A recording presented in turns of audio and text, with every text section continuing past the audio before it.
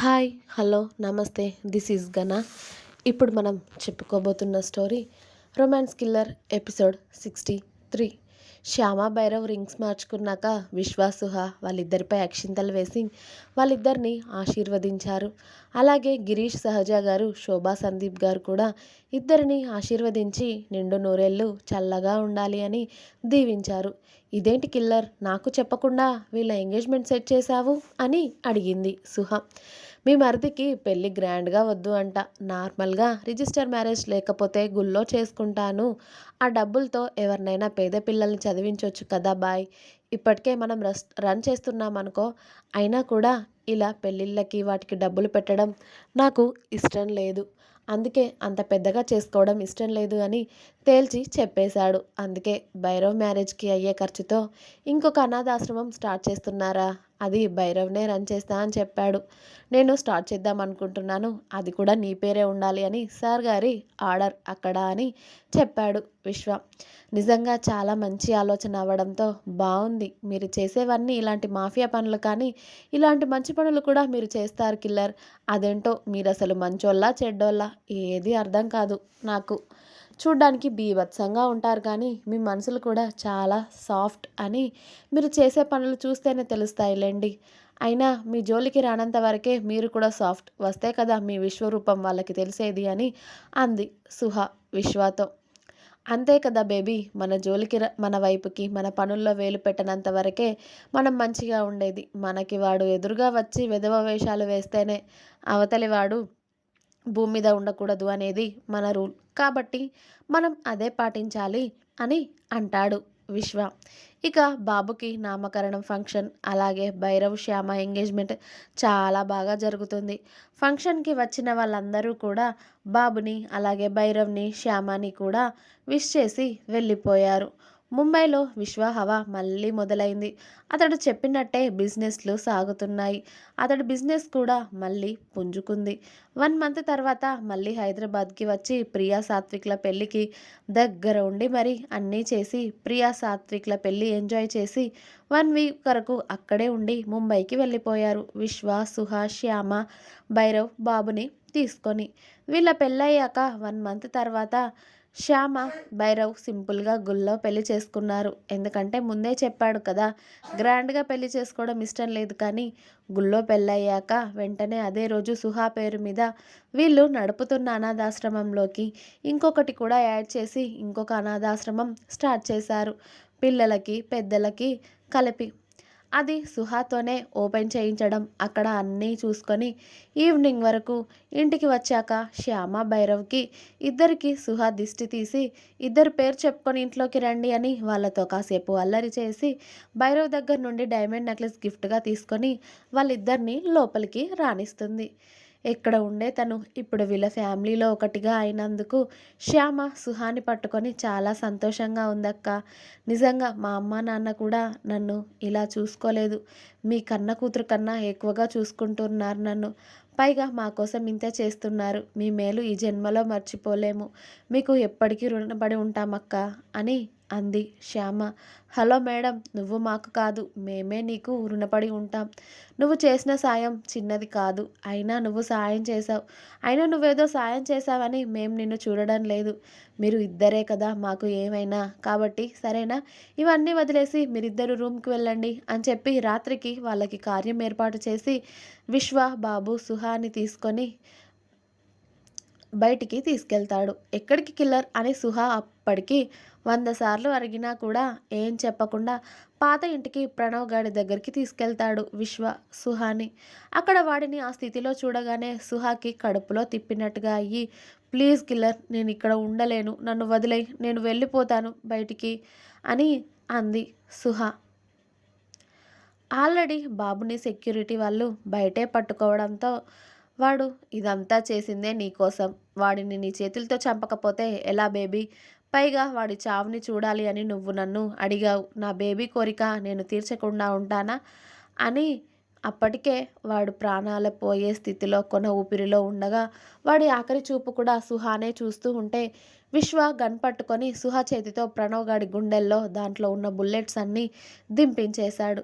వాడి ప్రాణం పోయాక వాళ్ళ అత్తయ్య మావయ్య చావుకి వాళ్ళ ఆత్మకి శాంతి కలిగింది అనిపించింది సుహాకి. ఎన్నో దారుణాలు చూసిన తను ప్రణవ్ని తన చేతులతో వాడిని చంపుతూ ఉంటే ఇసుమంత్ అయినా కూడా పాపం అనిపించలేదు. వాడు చచ్చాక విశ్వ సుహాని బయటికి తీసుకువెళ్ళి సెక్యూరిటీకి ఆర్డర్ వేశాడు, అదంతా క్లీన్ చేయమని చెప్పి. అక్కడి నుండి డైరెక్ట్గా గెస్ట్ హౌస్కి తీసుకువెళ్ళాడు విశ్వ. అది కూడా కొత్తగా కట్టించడంతో సుహాకి చూపిద్దామని. ఏంటి బాబు అన్నీ కొత్త కొత్తవి చూపిస్తున్నావు అని అడిగింది సుహా. ఇవి మనం ఇక్కడ ఉన్నప్పుడే కన్స్ట్రక్షన్ మొదలైందిరా, ఇవి కంప్లీట్ అయ్యేసరికి ఈ టైం అయింది అని చెప్పి కొడుకుని ఎత్తుకొని భార్యని లోపలికి తీసుకువెళ్ళి వాడిని త్వరగా పడుకోబెట్టు, చాలా పనుంది నీతో, వాడికి ఆల్రెడీ 6 months కూడా కంప్లీట్ అయ్యాయి అని హింట్ ఇచ్చి అతడు వేరే ఫోన్ కాల్స్ మాట్లాడుతూ విశ్వ కిందికి వెళ్ళాడు. అతడు చెప్పింది అర్థం అవ్వగానే సుహా బుగ్గల్లో మందారాలు పూసాయి.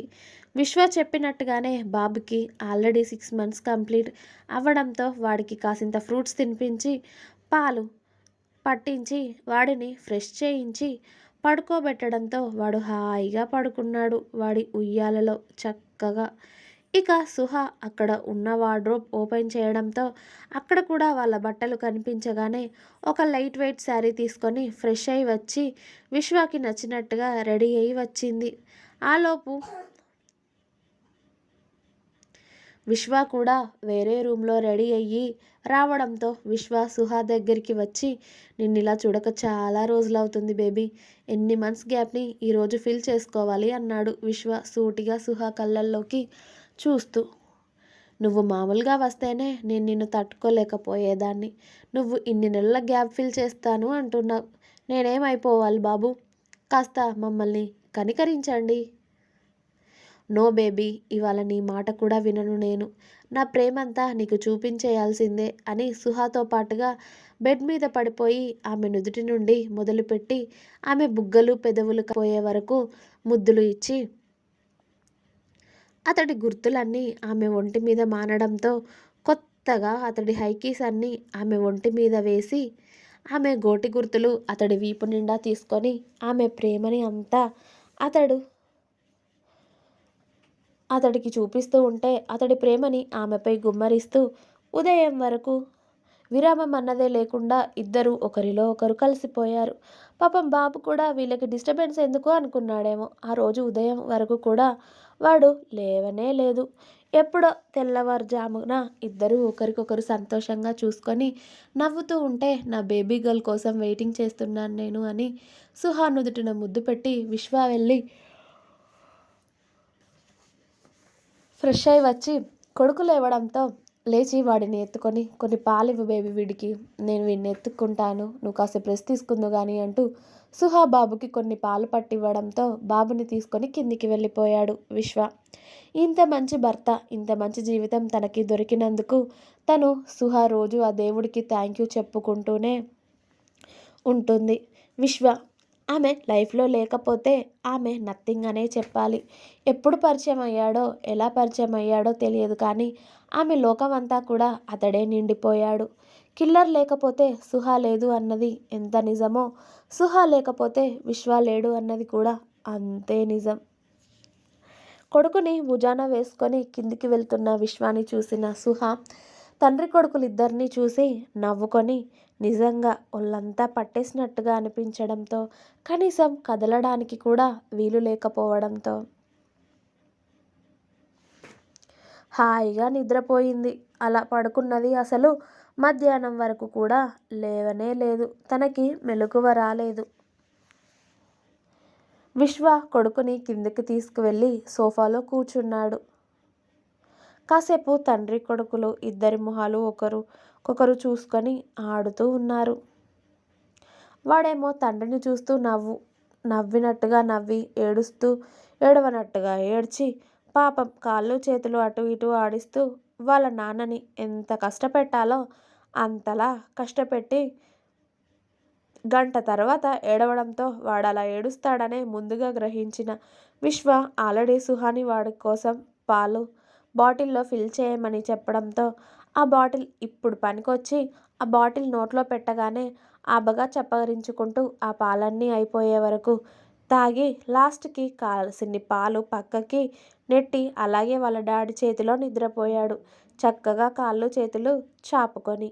వామ్మో, మీ మమ్మీ నిన్ను ఎలా హ్యాండిల్ చేస్తుందిరా, డైలీ నాకు 1 అవర్కే చుక్కలు చూపించావు కదా అని కొడుకుని ముద్దుగా కసురుకొని వాడిని భుజాన వేసుకొని కాసేపు హాల్లోనే అటూ ఇటూ తిరిగి ఆ తర్వాత సోఫాని బెడ్లాగా అడ్జస్ట్ చేసి అందులో కొడుకుని పక్కనే వేసుకొని పడుకున్నాడు విశ్వ.